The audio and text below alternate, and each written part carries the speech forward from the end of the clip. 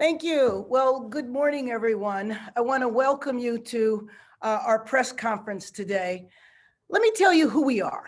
We are Black elected officials from every level of government all over the state.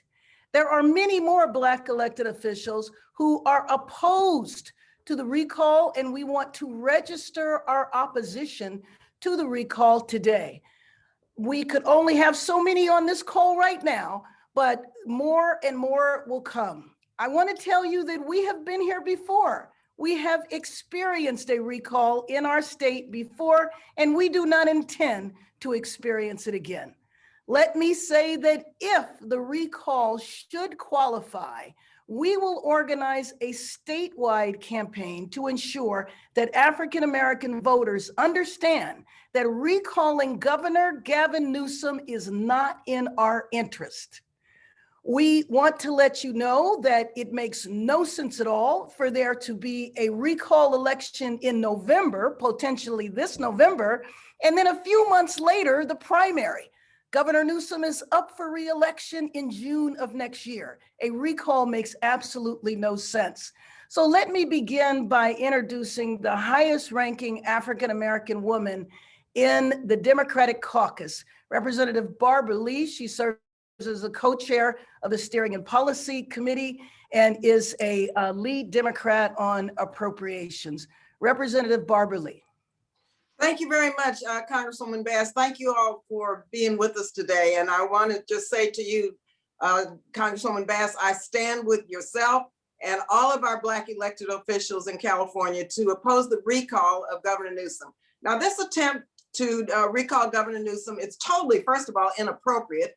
Governor Newsom is not accused of committing a crime or any egregious act.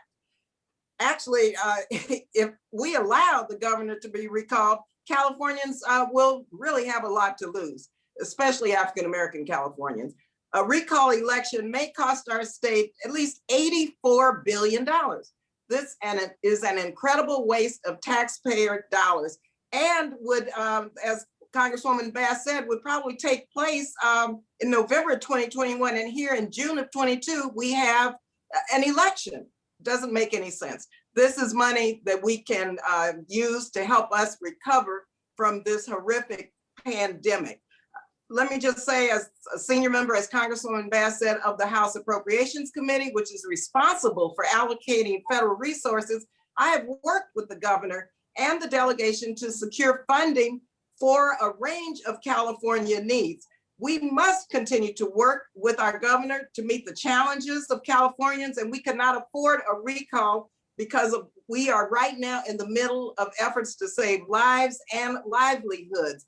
We worked with the governor to secure funding for a range of California needs, including, of course, the pandemic, and to help address the wildfires and so many more. Now, Republicans know that they can't win in a regular election, and we know that this is a ploy right from the Republican Donald Trump playbook. So a recall really is the only way that they think they can win. Californians have gone down this road before. All of us remember that. And most of us would agree that there is no reason, mind you, no reason to recall the governor of the state of California. And so, as I said earlier, there will be an election. Congresswoman Bass said this earlier in June of 22, where people will have a chance to vote. So I urge everyone to join us against this unfair recall against Governor Newsom. Thank you again, Congresswoman Bass, and I yield back. Thank you very much. And I'm sorry, colleagues, I forgot to point out that on your screen, you will see a timer for 1 minute. And so we're asking that everybody stay within that time because there are so many leaders here and we want everybody to have an opportunity to speak. Let me now introduce former state senator, current supervisor from Los Angeles County, Representative Holly Mitchell. Congresswoman, thank you so much. And it is indeed an honor to join with all of my colleagues on the screen today. Since his election as governor, Governor Newsom has had to make many, many tough decisions, everything from wildfires to police shootings to some tough budget decisions. What he has not done is to allow partisan politics to keep him from taking courageous stands around poverty alleviation, expanding access to healthcare services, and making major policy changes around criminal and juvenile justice reforms that directly impact the African American community. What we must not do is to let a very small, radical minority distract us from the real work that lies ahead of us to rebuild our communities, rebuild our economy, our healthcare delivery system, to rebuild our very lives. African Americans have been disproportionately impacted by this public health pandemic. That must be our collective priority, not a ridiculous recall. I stand with the governor. Thank you. Thank you very much, Madam Supervisor. Next is a member of the Board of Equalization, Malia Cohen. You are muted.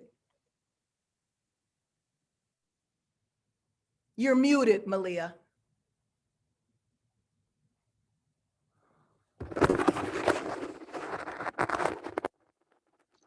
All right, good morning. Can you hear me okay, or do you hear feedback? Come back to me. Back to you, Malia, okay? Let me call on our State Superintendent of Education, Tony Thurman. Thank you, Congresswoman Bass. I'm pleased to join with my colleagues today and to add my voice to saying that this is an irresponsible action. There's no need for a recall, and I stand with Governor Newsom. And I urge Californians to continue to support the governor, who's doing everything that he can to help our 40 million Californians be safe during this time of pandemic. Leadership is about dealing with crisis. And there's been no bigger crisis than the one that we're facing, which is a worldwide crisis in this pandemic. And the governor has provided vaccines for more than 200,000 educators. He's provided $6 billion for COVID testing to support our schools. He's providing resources to get our businesses open. Recognize this for what it is. It is a political grab from those who could not win in the election and those who are the supporters of Donald Trump who are supporting this recall. I hope this recall doesn't qualify, but should it, make sure you vote for Governor Newsom to continue to serve as he is doing in the great state of California. I yield back to you, Congresswoman Lee, and thank you. But I'm sorry, Congresswoman Bass, and my hometown, Congresswoman Lee, I wanted to acknowledge her. Thank you. Absolutely. Let me call on now the chairman of the Legislative Black Caucus, Senator Steve Bradford. Thank you, Congresswoman Bass, and it's an honor to be here and represent the Legislative Black Caucus and stand in solidarity with elected officials, Black elected officials, all over the state of California, and being very clear on where we stand with Governor Newsom. Governor Newsom has been a friend and a colleague of the African-American community. He believes in Black lives. He doesn't fear them and demonize them like folks on the other side of the aisles who call white patriots who stormed the Capitol patriots versus the outlandish individuals that they are. This governor has stood with us on criminal justice reform. He has eliminated and paused executions because he realizes the majority of folks on death row are minorities, Black and brown individuals who are over sentenced and over prosecuted all the time, and many times are innocent of the crimes that they are accused of. So we stand with this governor. He has stood with us in making sure athletes can properly monetize their name, likeness, and image. College athletes, 50% of them who are African-American, who generate billions of dollars for our colleges and universities all across the state of California. So we're clear on where we stand with this governor. He's a friend. He's signed legislation that ends the use of deadly force by our police officers. And we know that wouldn't happen by individuals on the other side of the aisle. So it is clear where we are as a caucus. We're standing with this governor, and this recall is a waste of taxpayers' money, and we look forward to working with this governor and moving forward our agenda that's going to make all of California better. Thank you. Thank you very much, Senator Bradford. Why don't we try to go back to our representative from the Board of Equalization? Let's give it another try. Thank you. Thank you for giving me another try this morning. Look at that. When it goes wrong, it goes wrong. So ladies and gentlemen, my name is Malia Cohen. I'm one of the probably unique folks on this call, have had an opportunity to work with Gavin Newsom, not only in his capacity as a governor, but when he was a mayor. And more importantly, I worked on his campaign in 2003 for mayor of San Francisco in his first bid. And one of the things that has been consistent about his leadership is that it's compassionate and it's thoughtful and it's real. He's not a fair weather friend. He will be with us in the trenches. Now it's time for us to stand up and be with him. This governor deserves to be was duly elected and deserves to serve the state of California. I believe a recall is the ultimate statement of voter suppression. Members of the Californians came together and they voted disproportionately to support this man. And it is our duty to fight this baseless census recall and stand with Governor Gavin Newsom. I'm delighted to stand with him today. And your daughter agrees. Let me now introduce Representative Assemblymember Mike Gibson, who is the chair of the Democratic Caucus. Thank you very much, Congresswoman. Let me simply be very, very clear. I stand with all of us as we stand in solidarity behind this governor. This recall is yet another example of a desperate attempt by the Republican Party to take away this governor's leadership role as governor of the state of California. We've been in this pandemic for over 1 year. We can finally see light at the end of the tunnel. Thank you, Governor Gavin Newsom. Why anyone would want to change leadership in the midst of this pandemic? People are getting vaccinated, businesses are reopening, and students are returning back to the classroom. Many areas in California are finally moving out of the purple tier to the red tier. Let me simply say, we cannot afford $84 million to go into this recall. That money needs to be used for recovery efforts. I stand with this governor. We oppose this attempt to recall this governor. Thank you. Thank you very much. The newest state senator, Senator Kamala Cordova. Thank you, Congresswoman Karen Bass. I am Sydney Kamlager, State Senator for the 30th Senate District, and I stand with my colleagues against this recall. This recall is nonsense. It is designed to maintain the chaos created and celebrated by the Trump administration. It is also designed to distract Californians from the recovery that is happening right now, led by our governor. Like so many of my colleagues, I represent some of the communities hardest hit by COVID-19. And my constituents don't have time for this foolishness. Californians don't have time for this foolishness.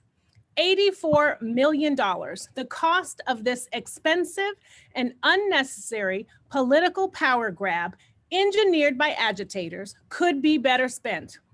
Adopt a school, feed seniors, provide hotspots for vulnerable communities. Do something constructive, but stop trying to derail California's recovery. And to all those behind this recall, move and get out the way. We are at a turning point. We are reopening, we are gaining momentum, and we are standing behind our governor, Governor Gavin Newsom, and we are not going backwards.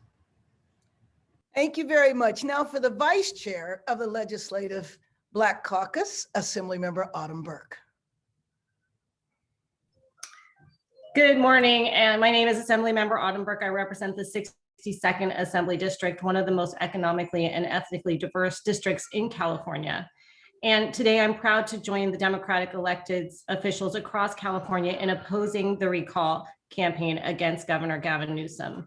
This governor has been faced with unprecedented challenges since assuming office. Not only has he met those challenges head on, but he has tackled longstanding issues facing our state. Under Gavin Newsom's watch, despite a pandemic, our state currently has a $15 billion budget surplus.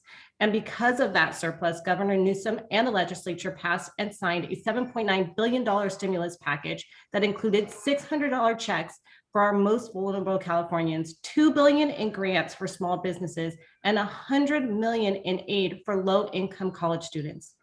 At best, this recall campaign is a political distraction, and our focus should remain on what is really important, helping the state as we recover from COVID-19 pandemic.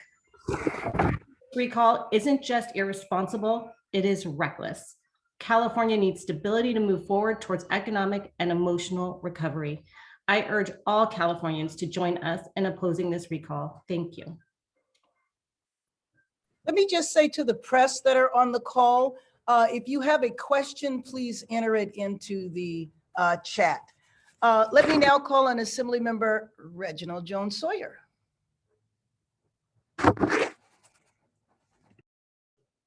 There you go. Thank you to my esteemed colleagues for being here today to support our governor, Gavin Newsom.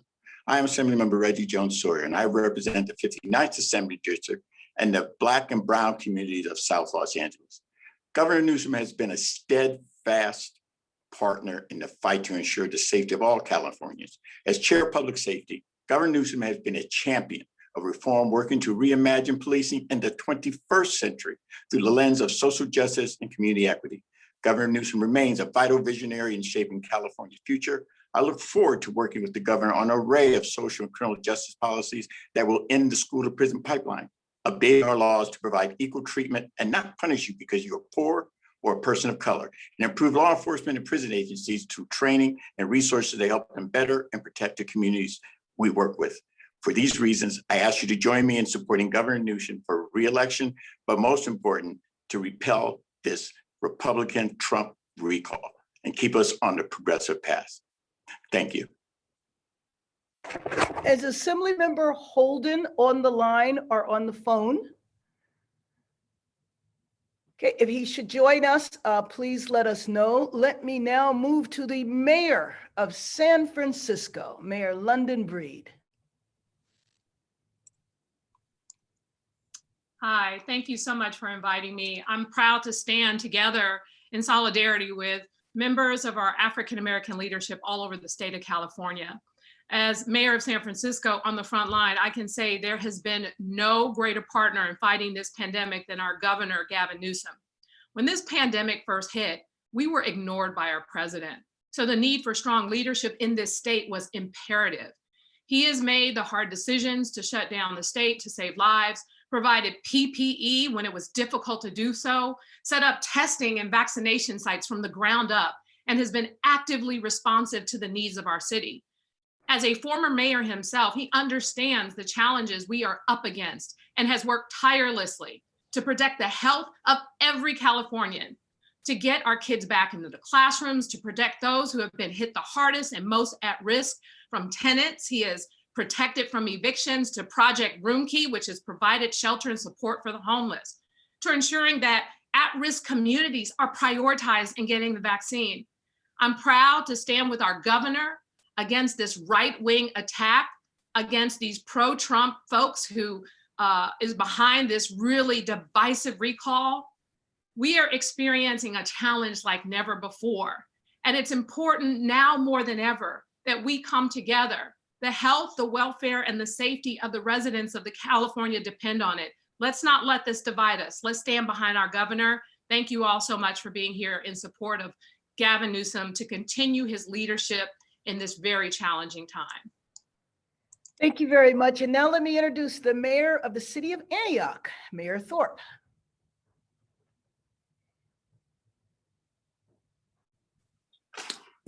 The greatest city God ever created. It's in the Bible.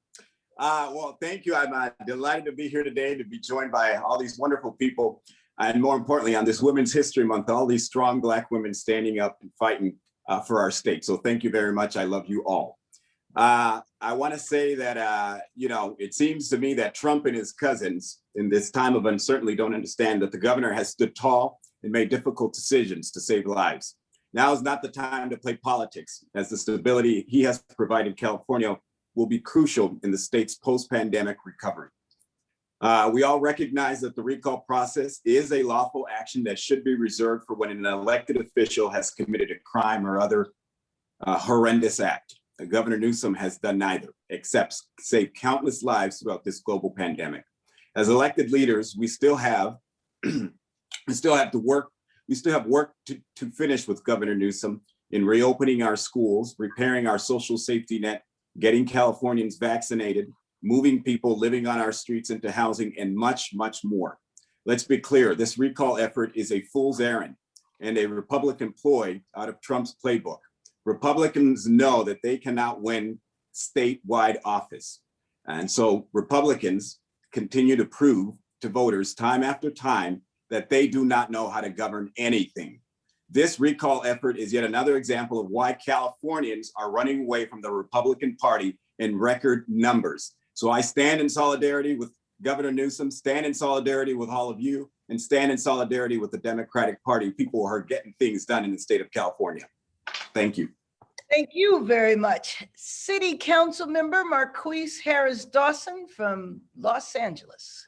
Thank you so much, Congresswoman Bass, Congresswoman Lee, and all of our colleagues across the state. This is such a great morning to demonstrate the unity of the African-American community and our leadership against the recall and for Governor Newsom. I'm reminded, and I want to remind everybody, the playbook that is being followed here in California looks like voter suppression all over the South, taking away voting boxes, taking away souls to the polls, taking away absentee ballots. It looks like pressuring Mike Pence to invalidate the people's elections in Washington, D.C. In California, it shows its face as a recall, an ill-timed recall that will distract the state from solving key problems that everybody has talked about. But here in LA, we're very, very close to having a breakthrough on our biggest problem and the most significant moral problem we face, and that is homelessness. We are close to getting people off the street and into housing. This recall will be a distraction.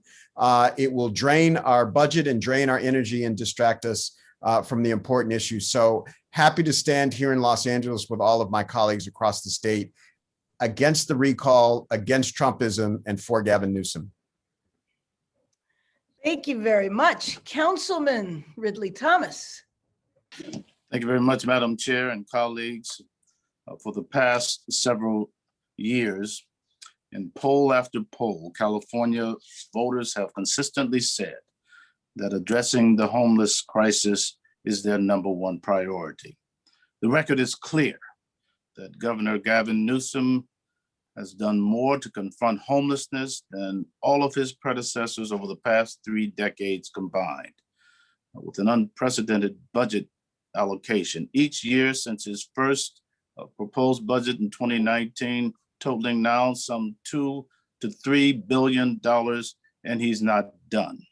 California is the epicenter of homelessness in America, and it's nonsensical to abandon the most effective and committed leader to the fight against homelessness. He set a national standard, a new model called Project Room Key and now Project Home Key. And I simply want to say African Americans are disproportionately affected, as we well know. So I would say no to the recall. It's mean-spirited, wrong-headed, foolish, and worst of all, it's a reenactment of Trumpism. We must crush it through all the tools available to us through the democratic process. I thank you, Madam Chair. Thank you very much. And once again, for the press, if you have questions, please enter them in the chat. I'm going to go back to Representative Barbara Lee. I'm going to sum up and we will open for Q&A. Thank you very much, Congresswoman Bass, and thank you for giving me a moment to close up because I have another meeting I have to go to. But I want to just thank all of our Black elected officials, yourself, Congresswoman Bass, for sending this loud message in terms of our opposition to this recall. I just want to emphasize the estimated cost. As a member of the Appropriations Committee, of course, we're appropriating funding to crush this virus and to save both lives and livelihoods.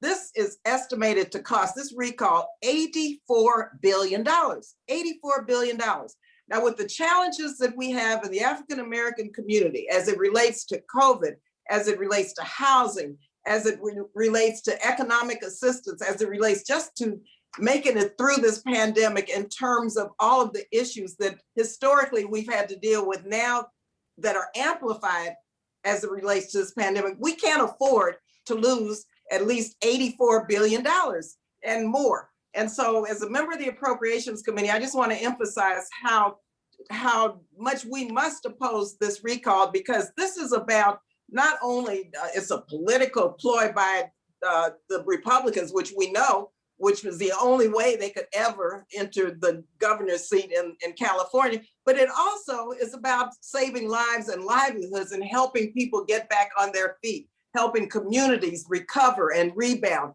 And so 84 billion is a lot of money, and we cannot afford to waste $84 billion, taxpayer dollars, on a bogus and uncalled for recall. So thank you all again so much. We stand strong against the recall. I'm going to do everything we can do. I know myself, I know all of us on this call are going to do everything we could do to beat it back and to make sure that this 84 billion in taxpayer dollars do not go to waste. Thank you again. Thank you very much, Representative Lee. And before I open it up, let me just sum up. This is a coalition of African-American elected officials on every level of government, and this is just the initial group. If this recall is to qualify, I guarantee you that there will be many more African-American elected officials that will come to the table and say that we will organize Black voters. We will make sure that Black voters understand that a recall is inappropriate and should only be used if an elected official has committed a crime or some other egregious act. Governor Newsom is not accused of either. A recall can cost us millions of dollars, and actually the estimated cost is over $100 million that it could cost us, and that doesn't include the cost to the individual counties. If voters are dissatisfied with the governor's tenure, well, there's an election next June. The recall would potentially be in November. We're clear that this is a Republican plot right out of Trump's playbook. If you can't win the legitimate way, then you win the illegitimate way. We've been down this road before, and in hindsight, I think everyone would agree, people might have been upset with Governor Gray Davis, but there was no reason to recall Governor Gray Davis then, and there is no reason to recall Governor Gavin Newsom now. With that, I will turn it over to Darren Harris, who will take a couple of questions from the press. And given that this is a very large group of elected officials who all ducked away for a few minutes to do this Zoom call, we'll take 2 questions and conclude. Darren Harris. Thank you, Ms. Bass. And so our first question is, a lot of reasons have been mentioned here today. What do you think is the absolute #1 issue that will resonate? The absolute #1 issue that will resonate, or the absolute #1 issue why we should not recall the governor, is because he has not committed a crime nor an egregious act, and California does not need to spend over $100 million now. And then we have an election a few months later. Would anybody else like to respond to that? If you do, unmute yourself and respond. Okay, we'll take the next question. Thank you. The next question is from Alex Michelson from Fox 11. Yes, it is largely supported by Republicans. What do you say to Democrats who are supporting the recall, who say schools and businesses have been closed down for far too long, and his decisions have hurt people's lives and livelihoods in the process? Let me ask our state superintendent of instruction to respond to that in a minute. Let me also mention that in California, even though I believe the leadership reflected by everybody here and our other elected officials has been doing everything they can to follow the public health protocols, but we do have Republican parts of our state where they absolutely refuse to follow the public health protocols, and that has made tackling the pandemic a problem. Someone is asking for clarification on the cost. I know my good friend in the federal government, we talk billions and trillions. The cost of the recall, projected cost of the recall, the last recall cost over $100 million at the state level. There were additional costs that each county incurred. The counties do not have to report that cost. So we could guess that the last recall cost over $100 million plus, and you can only imagine that that cost would be much higher now. Why on earth would we spend that money now and 6-7 months later spend it all over again in a much bigger way to conduct an election? Tony Thurmond, California State Superintendent of Instruction. Thank you, Congresswoman Bass. I would just say, of course, people have the right to be frustrated by the pandemic, but there's no one to blame but the pandemic itself. The governor has been on the front line since this all began, looking for ways to keep us all safe. With 40 million Californians, we have the most complex state of any in our nation. Our governor has done everything to make sure that we have access to PPE, to COVID testing, to vaccines. If there's anyone to blame, you blame President Trump for not giving us enough vaccine doses when he had the opportunity to do so. In the meantime, the governor has done everything that is necessary to make sure that we can be safe. Of course, it's frustrating, and of course, it's difficult. But the reality is that leaders make tough decisions in tough times.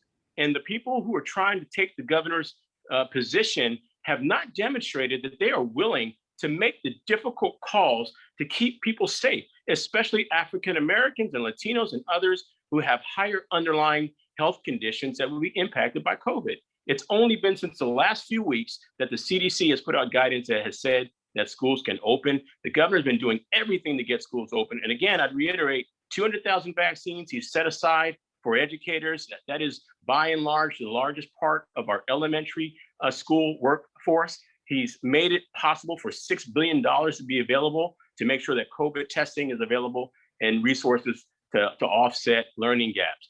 You know, you can't blame the governor for what this pandemic has caused. There's no one to blame but the pandemic. It is irresponsible to recall someone who has led in what is our biggest crisis that most of us are going to experience in our lifetime. Back to you, Congresswoman Bass. Thank you very much. And the resources that we just voted on, the American Rescue Package, will absolutely help. And so the first almost 12 months of this pandemic, we had somebody in office who denied the pandemic was a problem at all and encouraged people to not follow the public health guidelines. So now that we have a president and we actually have a leader that is going to tackle this pandemic and leadership on the state level, I believe that we will see the end of this pandemic probably in California sooner than other states because we have the cooperation from all of the leaders that are here today. Is there another question? No, that's all we have time for today, Ms. Bass. If folks have additional questions, members of the press have additional questions, please email them to zach@karenbass.com. That's Zach, Z-A-C-K, @karenbass.com, and we'll do our best to get your written statement. And let me just say that again, this is the beginning. It is our hope that this will be the last time we come together to talk about this because we hope the recall will not qualify. But mark my words, if the recall does qualify, this is just the beginning. We will crush it because we will be united, that we are not going to fall for a trick to hand our state over to what potentially could be a Republican governor. Thank you very much. Thank everybody, all of the elected officials who participated today.